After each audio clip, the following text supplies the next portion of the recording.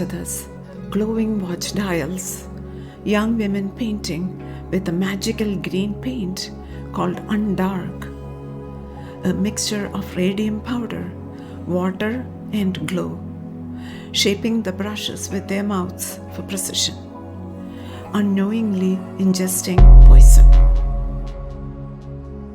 Hi everyone, I am Atom.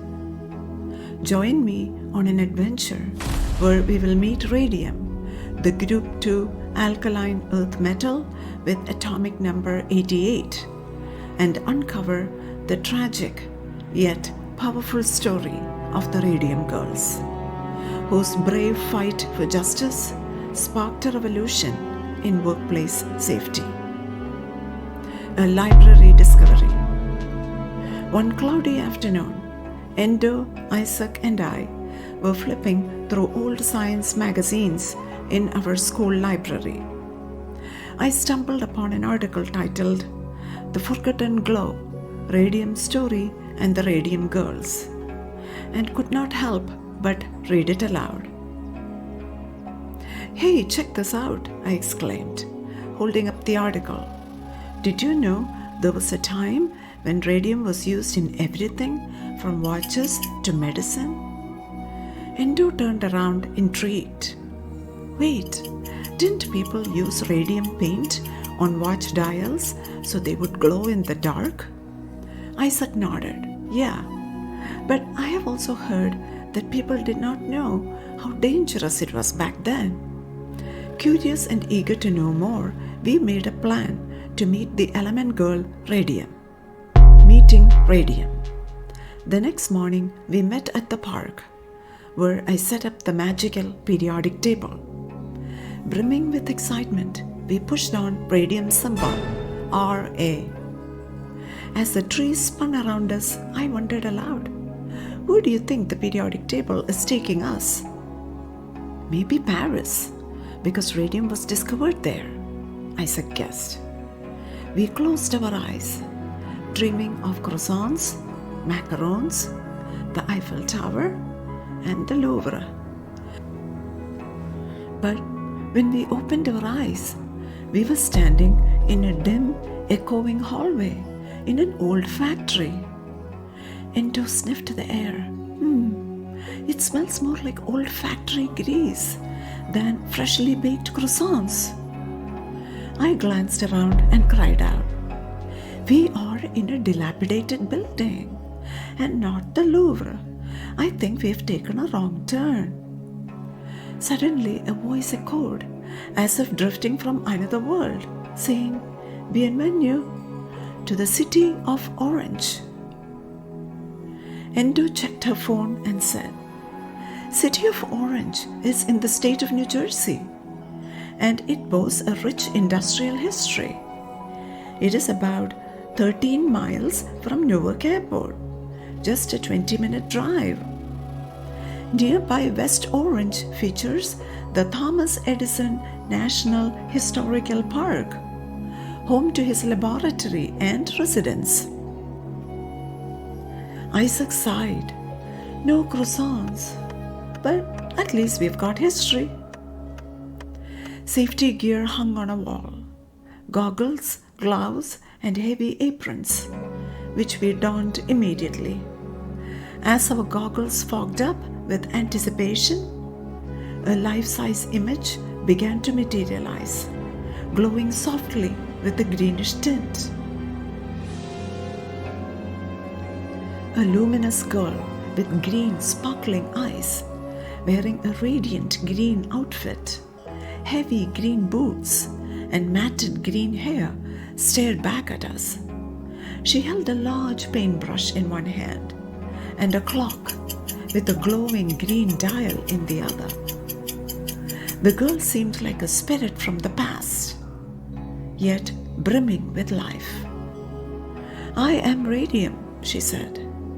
"I am actually in another part of this large building, quite far from you, behind several slabs of concrete for your protection. But please keep on all your safety gear." Endo, Isaac, and I felt a bit relieved. Radium seemed like just a normal girl in the middle of a painting project. Still, the concrete walls and protective gear reminded us of the dangers that came with meeting radium. Radium's story. I glanced around nervously and asked, "Why here and not Paris?" Endo's eyes widened in realization. "It's because of the Radium Girls, isn't it?" Radium, who had been looking down at the clock in her hand, raised her gaze to us. "Yes, I am here to honor the Radium Girls and to keep their memory alive. But first, let me tell you about my discovery." Isaac said, "Marie and Pierre Curie discovered radium, right?" Radium nodded and said, "Yes. In 1896, Henri Becquerel, 1852 to 1908, a French scientist, discovered that uranium salts emitted rays that could affect photographic plates, even without sunlight, revealing a mysterious form of energy. This phenomenon, initially termed uranium rays by Becquerel, was later named radioactivity by Marie Curie, 1867 to 1934. Driven by their curiosity about uranium's mysterious emissions, Marie and Pierre Curie, 1859 to 1906, conducted meticulous experiments on the mineral pitchblende, known to contain uranium, but showing more intense radiation than uranium alone could explain. Through months of exhausting work and complex chemical separation, they isolated two new elements, polonium and radium, in 1898. Polonium was named after Marie Curie's homeland, Poland. The latter, radium, emitted a remarkable blue glow and was named after the Latin word radius, meaning ray. Radium's radioactivity, more than 1,000,000 times that of uranium, was confirmed when the Curies managed to extract just 1 milligram of radium from 10 tons of pitchblende. They identified it as a new element by its unique atomic spectrum, and its samples glowed a faint blue in the dark, a result of the intense radioactivity exciting the nitrogen in the surrounding air. Radium was mixed with the phosphor to make things glow in luminous dials. The radiation from the radium made the phosphor light up, and that is how the popular green glow was created for radium. Henri Becquerel, Pierre, and Marie Curie shared the 1903 Nobel Prize in Physics for their contributions to understanding radioactivity. I could not help but marvel at the dedication it must have taken. I asked, after all that effort, did they ever patent radium? Radium shook her head. No, they wanted science to be accessible and shared and benefit all of humanity. I said, "That's incredible." Endo asked, "What makes you unique among the alkaline earth metals? And how does your radiation affect people?" "I stand out for my intense radioactivity," Radium explained. "With a half-life of about 1,600 years for my most stable isotope, radium-226, I remain radioactive for a very long time. This radioactivity gives me a mesmerizing glow, but also makes me highly dangerous. I am chemically similar to calcium, so I integrate into bones easily. Once absorbed, I emit alpha particles, beta particles, and gamma rays during my decay process.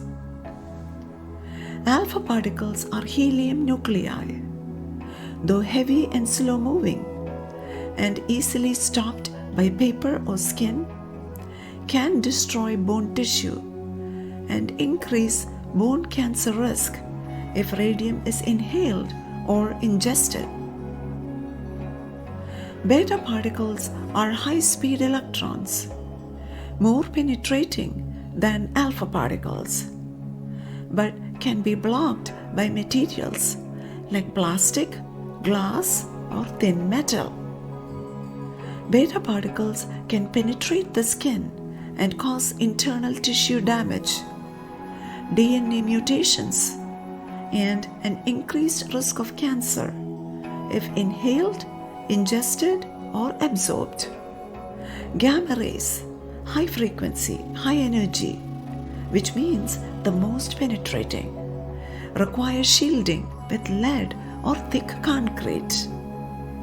My emissions can damage tissues and DNA, leading to severe health issues like cancer. Radium added. Protection includes avoiding ingestion or inhalation, sealed containment, and proper shielding. Sadly, these measures came too late for many, leading to devastating health effects in the past. Isaac's curiosity deepened. Radium was used a lot in medicine back then, right? Radium's expression softened. Yes. Not long after I was discovered, scientists realized I could help treat certain medical conditions, especially cancer. Radium therapy became quite popular because my radiation could shrink tumors. Radium was known as a miracle cure, giving doctors a new way to help their patients by targeting rapidly dividing cancer cells. It was groundbreaking at the time. Isaac jumped in, intrigued. We read that they added radium to all kinds of products. Radium nodded, her glow flickering slightly. Oh, they certainly did. I ended up in nearly everything. Checking her phone, Endo read aloud. Radium was added to drinking water, branding it as radium water that was supposed to give energy and health. People even bathed in radium-infused water, thinking it could rejuvenate their skin and relieve pain. The National Regulatory Commission's Radium Historical Items Catalog website shows the following ways radium was used in the past. Radium isotopes Ra226 and Ra228 were added to distilled water to cure various illnesses. Cosmetics and toiletries were infused with radium, claiming they were unrivaled aids to beauty. A product, Thoradia face cream, claimed to be anti-aging, and the manufacturer was one Dr. Alfred Curie. No connection to Pierre and Marie Curie. Look at this, radium bread. The bakers used water containing radium to bake the bread. On this website from the Museum of Radium in the UK, it says radium was even in chocolate, promoting it as a healthy tonic. We stared at radium in disbelief. I cried out, "You were in things people used every day. How did no one realize the risks?" Radium's expression grew serious, her glow dimming slightly. Back then, radiation science was still very new, and people only focused on the benefits. My glow fascinated everyone, and they did not understand that my energy could harm tissues and organs over time. It was only through the bravery of the Radium Girls that society began to recognize the dangers. I turned my gaze to Radium's glowing animated figure and said, "I would like to learn more about the Radium Girls. Could you please tell us their story?" Radium Girls. Radium looked somber, recalling the painful history. During World War I, there was a high demand for watches with glow-in-the-dark dials, especially for soldiers. Companies set up factories to paint the watch dials with radium-infused paint. The Radium Luminous Materials Corporation was established in 1914 and primarily manufactured luminous radium paint, marketed as Undark. In 1921, the company changed its name to the U.S. Radium Corporation.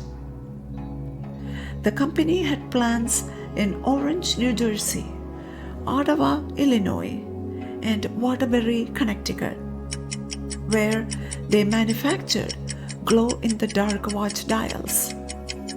Isaac fully absorbed, leaned in. Were the Radium Girls the ones painting the watch dials? Radium nodded. Yes. Many young girls worked in these factories, painting the dials with radium paint.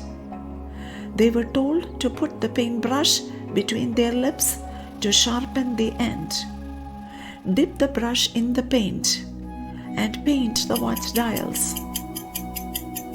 A technique called lip, dip, and paint. They ingested radium-laced paint without understanding the dangers. Endo, Isaac, and I exchanged horrified glances. Radium noticed our reaction and went on, her voice quieter.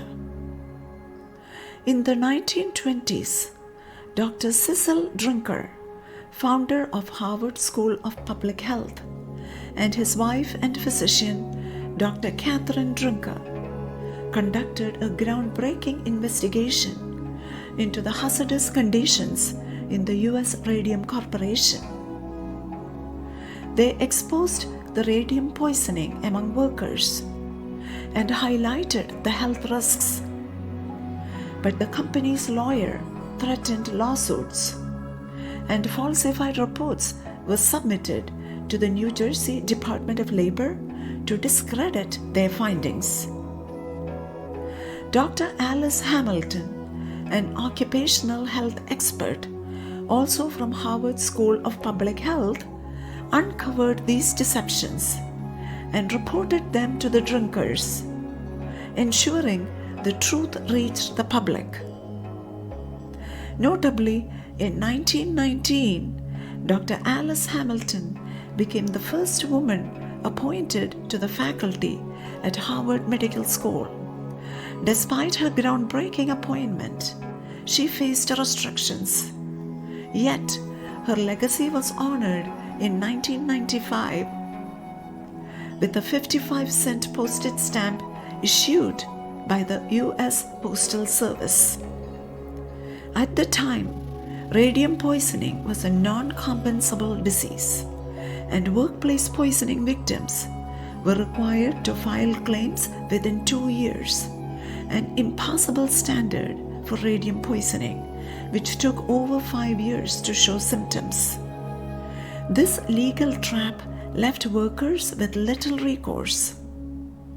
Despite these challenges, Grace Fryer, 1899 to 1933, a dial painter, determined to set an example, sought legal representation.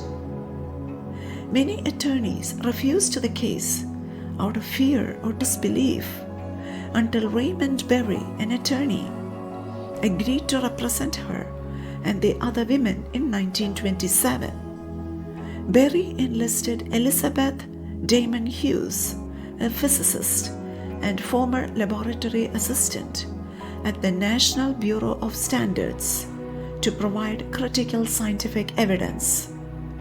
Hughes using a Lind electroscope, meticulously measured alpha radiation from the worker's breath, isolating radon gas for analysis through chemical traps, such as calcium chloride to remove moisture, glass wool to filter dust, and sulfuric acid to capture impurities. Her findings, showing radiation levels twice that of normal controls, demonstrated severe radium exposure and directly countered the defense's claims. Hughes' precise measurements were instrumental in securing a legal victory and raising awareness of occupational radiation hazards. Since these girls were not given any protection, radium was absorbed into their bones, especially in their jaws and skulls. Because of my chemical similarity to calcium, their bones absorbed me just like they would calcium. But instead of strengthening their bones, I poisoned them. A heavy silence settled on us, broken only by radium's distant glowing presence. With her gaze far off, Radium continued the story. The Radium girls began suffering from horrifying health issues such as jaw necrosis, which is the jawbone tissue dying due to radium exposure, and cancers. Despite efforts by the radium industry to discredit them, they stood united, driven by a deep sense of justice and altruism.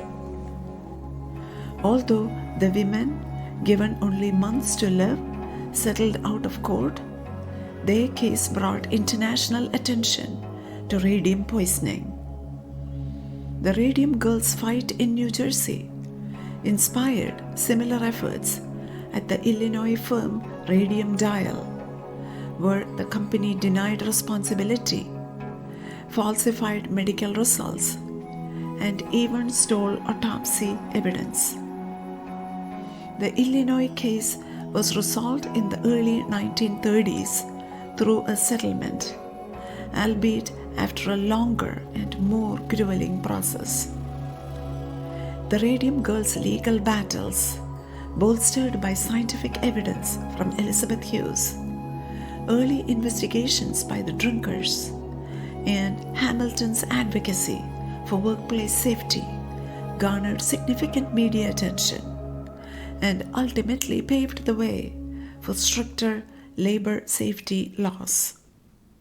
These reforms included regulations for handling radioactive substances, banning of radium-based paint in the 1960s, and laid the groundwork for agencies like OSHA, Occupational Safety and Health Administration, established in 1971 to enforce workplace safety standards. Isaac said, "It is heartbreaking. Did Marie Curie ever realize how dangerous radiation was?" Radium shook her head slowly, her glow flickering in the dim room. Not completely. After Pierre Curie's tragic accident in 1906, Marie Curie immersed herself in her research and raising her daughters. Over time, she suffered from fatigue, vision problems, and intense pain, though she never fully connected her symptoms to radiation exposure. Remarkably, in 1921, she traveled to the United States to receive a gram of radium, a gift from the American people, presented by President Harding. Checking his phone, Isaac said, the cost of 1 gram of radium was about $100,000 in 1921, which is about $1.3 million in today's money. And today, the cost of 1 gram of radium is about $10 million. I exclaimed, "Wow! So the President of the United States honored Marie Curie with radium?" Radium nodded. Yes, it was a grand gesture. and it symbolized her impact on science and medicine worldwide. But over time, her radiation exposure took a heavy toll. Marie Curie died in 1934 from aplastic pernicious anemia, a condition where the bone marrow stops producing enough blood cells. Because of her radiation exposure, even her notebooks and personal effects are still radioactive. Marie and Pierre Curie are buried in Pantheon in Paris, France. Marie Curie's tomb is shielded by a large lead lining to protect others from the radiation. The Radium Girls were also buried in lead-lined coffins to contain the radiation. Lessons learned. Marie and Pierre Curie dedicated their lives to scientific discovery, and the Radium Girls gave their lives to show the world the need for safety around radiation. We were quiet for some time, deeply moved by the story of the Curies and the Radium Girls. Do scientists still use radium today? I asked. Radium replied, I am used in limited applications. Radium-223 is used to treat prostate cancer that has metastasized to bones. Since bones absorb calcium and radium is also a group 2 metal, Radium-223 integrates into the bones, delivering localized radiation to kill cancer cells. My discovery advanced scientists' understanding of nuclear energy and radiation, shaping nuclear medicine and physics. As radium's glow began to fade, her voice lingered. The Radium Girls' tale is one of bravery and tragedy, while Marie Curie's story embodies discovery, wonder, and a cautionary legacy. Science is powerful, but with great power comes great responsibility. As radium completely faded away, we stood there, reflecting on her words. The next moment, we were magically back in the park. Later, as we biked back to our homes, the stories we heard that day taught us an invaluable lesson: that understanding the past can guide us to a safer and brighter future. Share your thoughts in the comments below. What surprised you the most about the story of the Radium Girls or the uses of radium in history? How did the efforts of Marie Curie, Alice Hamilton, and Elizabeth Damon Hughes help pave the way for women in science? Please subscribe, like, and share. See you in the next science adventure. Happy learning. Thank you.